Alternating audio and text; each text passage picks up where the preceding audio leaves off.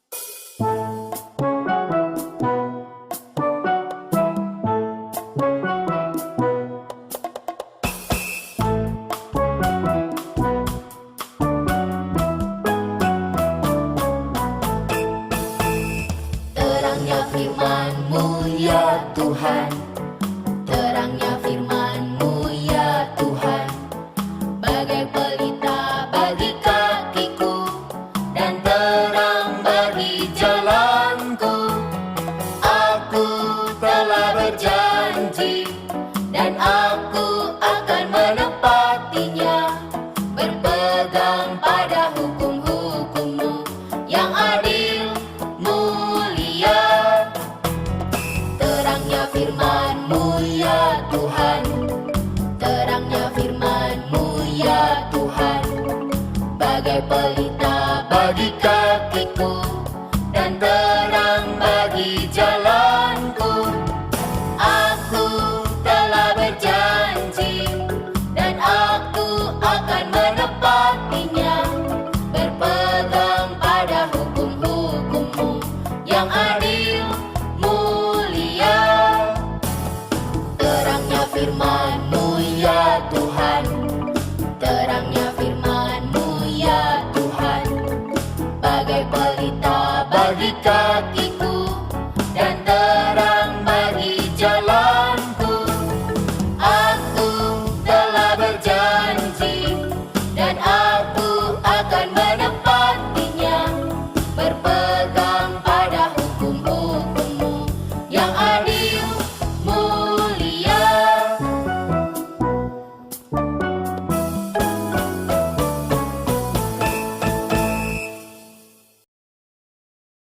Amin, haleluya. Adik-adik, sebelum kita mendengarkan firman Tuhan, mari kita berdoa. Ikuti kakak berdoa. Tuhan Yesus, terima kasih ya Tuhan. Masih ada kesempatan bagi kami untuk mendengar firman-Mu. Tuhan Yesus,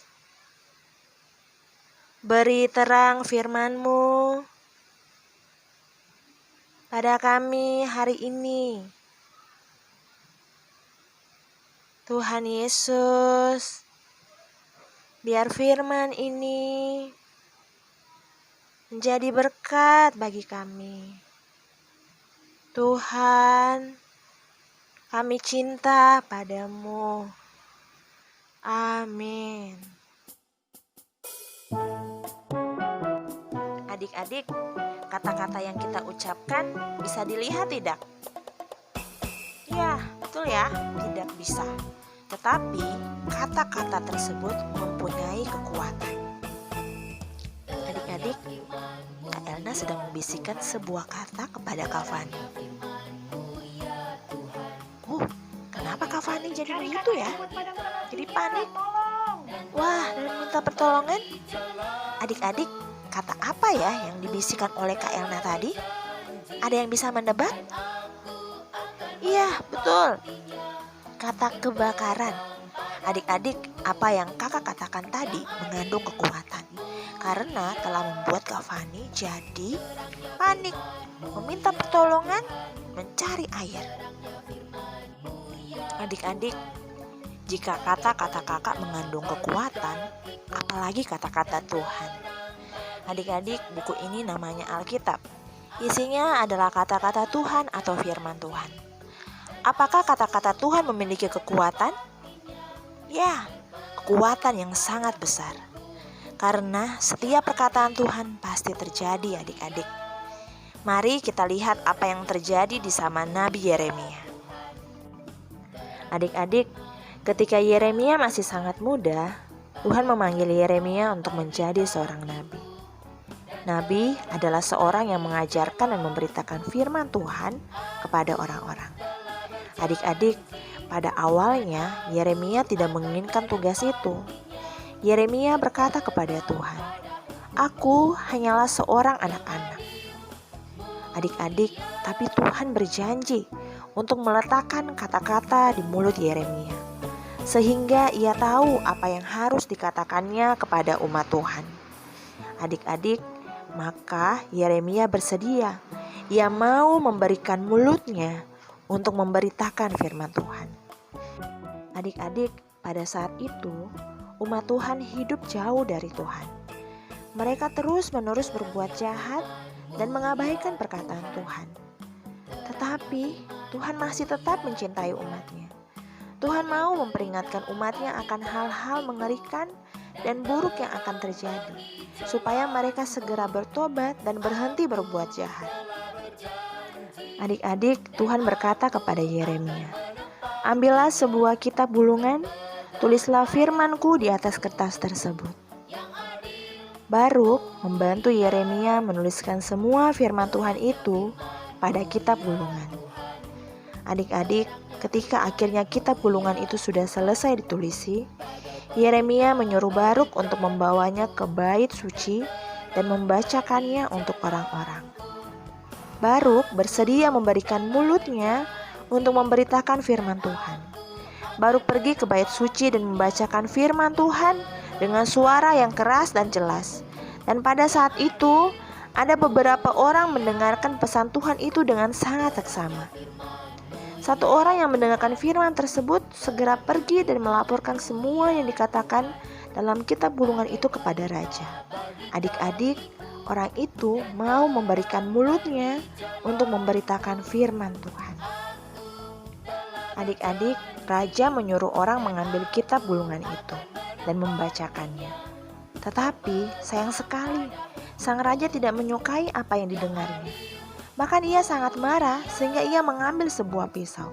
Setiap kali satu bagian selesai dibaca, sang raja mengambil kitab bulungan itu, mengoyakkannya dengan pisau, lalu melemparkannya ke dalam api. Adik-adik, raja sama sekali tidak peduli pada perkataan Tuhan. Padahal setiap perkataan Tuhan sangat penting. Perkataan itu adalah perkataan kasih yang memperingatkan mereka agar bertobat sehingga terhindar dari hukuman. Adik-adik, apakah Tuhan marah? Ya, tidak. Tuhan masih memberi kesempatan. Tuhan menyuruh Yeremia untuk menulis lagi kitab bulungan dengan kata-kata yang sama, adik-adik. Tetapi raja dan seluruh rakyat masih tetap tidak peduli. Mereka terus hidup dalam dosa sampai Raja Yoyakim mati dan diganti Raja Sedekia. Apakah raja baru mendengarkan perkataan Tuhan, adik-adik? Tidak. Namun Yeremia tidak putus asa, adik-adik. Ia terus-menerus memberikan mulutnya untuk memberitakan firman Tuhan. Pada waktu itu, umat Tuhan dikepung oleh orang-orang Kasdim. Anehnya, raja tidak mau meminta pertolongan pada Tuhan, adik-adik. Raja malah meminta bantuan kepada Firaun, raja Mesir. Memang orang-orang Kasdim itu lari ketakutan begitu tentara Mesir datang. Tetapi Yeremia berkata, "Lihatlah, tentara Firaun yang membantumu akan kembali ke Mesir. Pada waktu itulah orang-orang Kasdim akan datang lagi, berebut kota ini dan menghanguskannya dengan api. Bertobatlah agar Tuhan menolongmu." Adik-adik, anehnya lagi, mereka tetap tidak mau mendengarkan. Yeremia malah dipukuli dan dijebloskan ke dalam penjara, ke dalam ruang cadangan air di bawah tanah untuk waktu yang lama. Adik-adik, tidak henti-hentinya Yeremia memberitakan firman Tuhan. Ia berkata, siapa yang tinggal di kota ini akan mati. Ada yang akan mati kelaparan, ada yang mati karena penyakit, dan ada yang akan dibunuh. Yeremia terus-menerus memberi peringatan agar orang-orang itu bertobat dan meminta pertolongan Tuhan. Tetapi mereka benar-benar tidak peduli pada firman Tuhan, adik-adik. Malahan, 3 pemuka raja yaitu Sefaca, Gedalia, dan Yukal meminta raja agar menghukum mati Yeremia. Raja berkata, berbuatlah sesuka hatimu kepada Yeremia. Adik-adik, orang-orang yang jahat itu segera berunding apa yang hendak dilakukan terhadap Yeremia. Akhirnya mereka berkata, mari kita masukkan Yeremia ke dalam perigi. Di dalam perigi itu ia akan mempunyai waktu untuk menyesali perkataan yang telah diucapkannya sampai ia mati kelaparan. Mereka mengikat Yeremia dan menurunkannya ke dalam perigi. Adik-adik, ketika kaki Yeremia menyentuh dasar perigi itu, kakinya mulai terbenam. Lumpur. Yeremia berpikir pada waktu kakinya terbenam. Ia menarik kakinya keluar dan menginjak di tempat lain. Lumpur yang lembek itu naik kembali sampai ke mata kakinya. Di seluruh dasar perigi itu adik-adik terdapat lumpur. Tentu saja Yeremia tidak dapat duduk dan beristirahat. Ia hanya bisa berdiri di dalam lumpur dan adik-adik dingin benar dalam perigi itu. Yeremia sangat menderita. Ia berada di dalam perigi itu karena terus-menerus memberitakan firman Tuhan.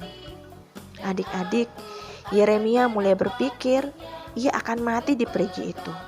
Tetapi Tuhan tidak melupakan Yeremia, adik-adik. Tuhan menolong Yeremia. Yeremia mempunyai seorang sahabat baik yang tinggal di istana.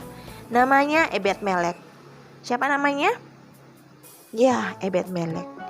Ketika Ebed-Melek mendengar bahwa orang-orang jahat itu telah memasukkan Yeremia ke dalam perigi itu, ia segera pergi menghadap raja.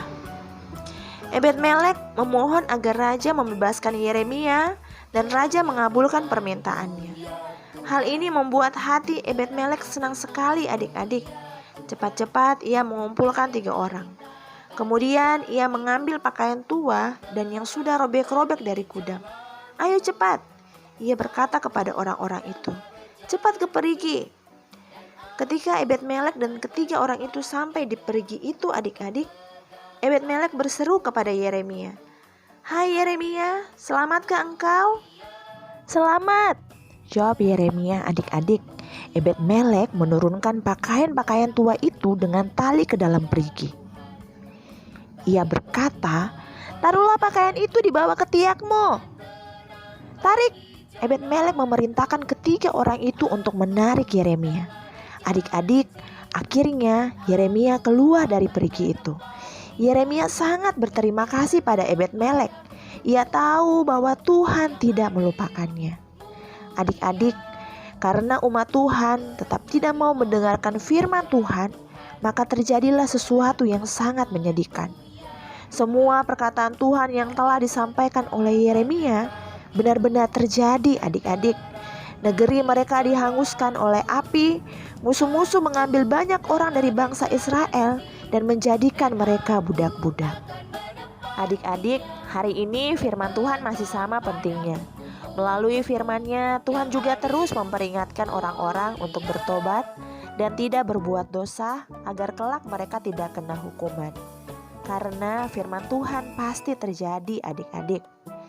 Adik-adik, maukah kamu memberikan mulutmu untuk memberitakan firman Tuhan? Mari kita semua latihan. Sekarang, adik-adik memperhatikan tulisan yang ada di video ini. Kamu harus membisikkan kepada orang yang berada di sampingmu. Siap? 1, 2, 3.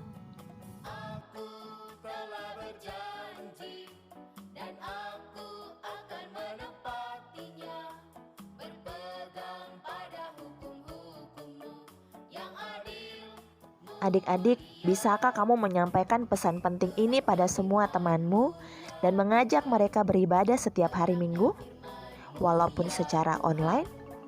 Adik-adik, kamu memang masih kecil. Tetapi jika kamu mau memberikan mulutmu, maka Tuhan juga akan memberimu keberanian. Yuk kita berdoa.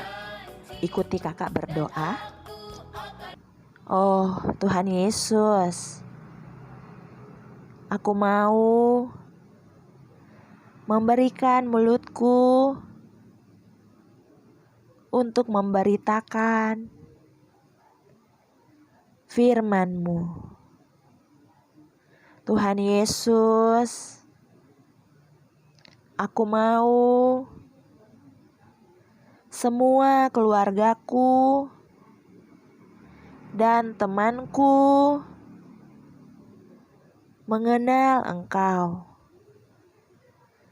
dan mendengarkan firman-Mu.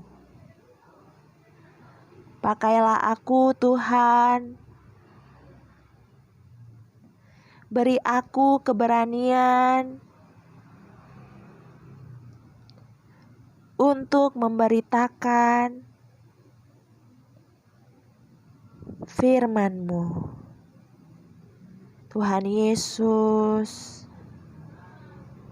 aku cinta padamu.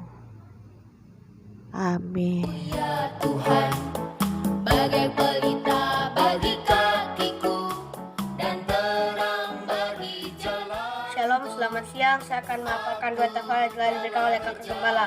Mazmur 119 ayat 16. Aku akan bergemar dalam ketetapan-ketetapan-Mu, firman-Mu tidak akan kulupakan. Amin. 1 Tesalonika pasal 5 ayat 18. Mengucap syukurlah dalam segala hal, sebab itulah yang dikehendaki Allah di dalam Kristus Yesus bagi kamu. Haleluya, puji Tuhan. Mazmur 119 ayat 16. Aku akan bergemar dalam ketetapan-ketetapan-Mu, firman-Mu tidak akan kulupakan. Sampai bertemu di video selanjutnya. Ya Tuhan, terangnya firman-Mu ya Tuhan, bagai pelita bagi kaki